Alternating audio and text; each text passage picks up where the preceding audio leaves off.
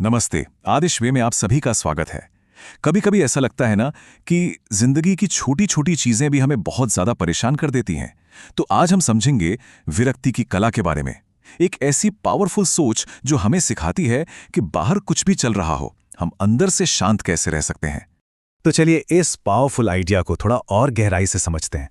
मान लीजिए आप किसी के रिप्लाई का इंतजार कर रहे हैं। जैसे जैसे टाइम बीतता है बेचैनी बढ़ती जाती है ना। अब देखिए, प्रॉब्लम उस रिप्लाई में नहीं है, प्रॉब्लम है उस रिप्लाई से जुड़ी हमारी उम्मीद में। हमारी ज्यादातर तकलीफें, अब जानते हैं, हालातों से नहीं बल्कि उनसे कसकर चिपके रहने की हमारी आदत से ही आती हैं। तो सवाल ये है कि ये जुड़ाव, ये अटैचमेंट आखिर हमारी डेली लाइफ में स्ट्रेस पैदा कैसे करता है। चलिए इसे थोड़ा और करीब से देखते हैं। कभी ध्यान दिया है आपने कि कैसी एक छोटा सा मैसेज हमारा पूरा मूड खराब कर देता है, या फिर किसी एग्जाम का रिजल्ट हमें ऐसा महसूस कराता है जैसे हम किसी लायक ही नहीं है। ये बिल्कुल तभी होता है जब हम अपनी खुशी और अपनी शांति को उन चीजों से जोड़ लेते हैं जो हमारे कंट्रोल में हैं ही नहीं। तो अगली बार जब भी आप खुद को ऐसी किसी चीज के बारे में वरी करते हुए पाएं जिसे आप बदल नहीं सकते, तो बस एक सेकंड के लिए रुकिए और खुद से ये सवाल पूछिए। यकीन मानिए, ये एक सवाल आपको आपकी पावर वापस दिला सकता है।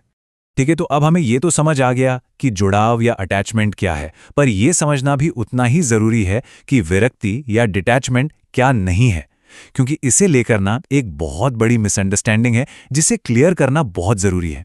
डिटैचमेंट का मतलब ये बिल्कुल नहीं है कि आप परवाह करना छोड़ दें या पत्थर दिल बन जाए। नहीं, ये तो ऐसा है जैसे आप बारिश में खड़े हैं और भीगने के बजाय आप बस छाता खोल लेते हैं, है ना। आप बारिश को तो नहीं रोक सकते, पर आप खुद को भीगने से बचा सकते हैं।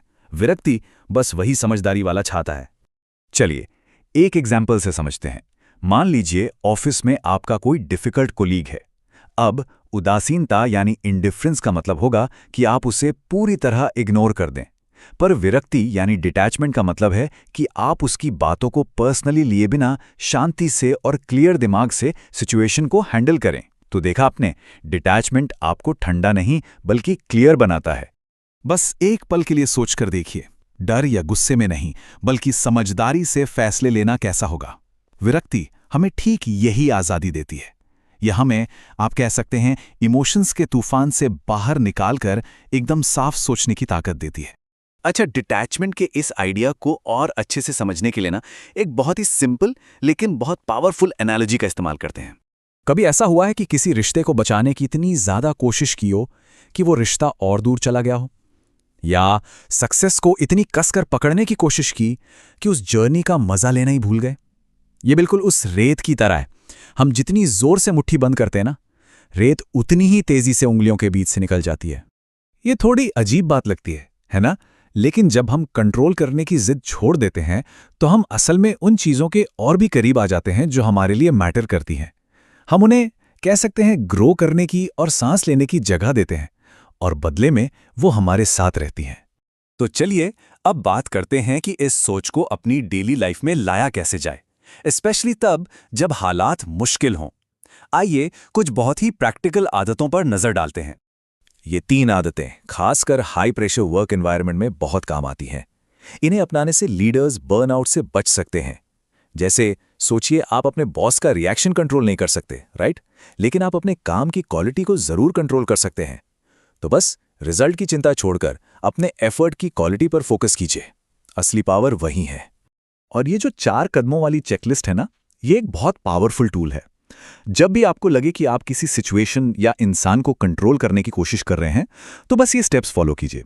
सबसे पहले उस इच्छा को पहचानिए, फिर रिएक्ट करने से पहले एक गहरी सांस लीजिए, उसके बाद जानबूझकर अपनी उस उम्मीद को जाने दीजिए, और आखिरी में अपनी एनर्जी को वापस उन चीजों पर लगाइए जिन्हें आप सच में बदल सकते हैं। मतलब आपका अपना एक्शन और आपका अपना माइंडसेट। और जानते हैं क्या होता है, जब आप कंट्रोल करने की जरूरत को छोड़ देते हैं, तब आप एक फ्लो की स्टेट में आ जाते हैं। ये एक मैजिकल फीलिंग है जहां चीजें बिना जोर लगाए अपने आप होने लगती हैं। इसे एक नदी की तरह समझिए। अगर आप धारा के खिलाफ तैरने की कोशिश करेंगे तो आप थक जाएंगे, है ना। लेकिन जब आप धारा के साथ बहते हैं तो आप कम मेहनत में बहुत आगे निकल जाते हैं। जिंदगी भी बिल्कुल ऐसे ही है। ये एक साइकोलॉजिकल शिफ्ट है, रिजल्ट पर डिपेंड रहने के बजाय प्रोसेस पर फोकस करने का। 1 मिनट के लिए इमेजिन कीजिए, बिना फेल होने के डर के एग्जाम देना, या बिना रिजेक्शन के डर के कोई बहुत बड़ी प्रेजेंटेशन देना।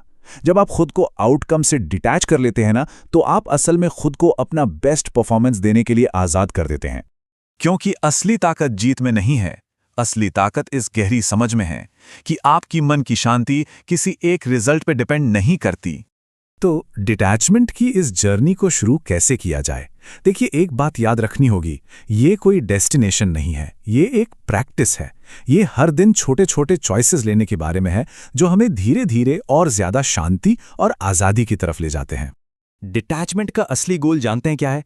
एक ऐसा सेल्फ रेस्पेक्ट बिल्ड करना जो बाहर की तारीफ या क्रिटिसिज्म पर डिपेंड न हो। जब आप अंदर से जानते हैं कि आप कौन हैं, तो आपको वैलिडेशन के लिए बाहर देखने की जरूरत ही नहीं पड़ती। तो आज मैं आपको बस इसी एक सवाल के साथ छोड़कर जा रहा हूं। आज से वो कौन सी एक चीज है जिसे आप थोड़ा हल्के में लेना, थोड़ा ढीला पकड़ना शुरू करेंगे? हो सकता है वो कोई उम्मीद हो, कोई डर हो, या कोई रिश्ता। बस एक चीज, क्योंकि यही एक हल्के, आजाद और ज्यादा पावरफुल जीवन की तरफ आपका पहला कदम है। ऐसे ही और वीडियोस के लिए हमें सब्सक्राइब करें।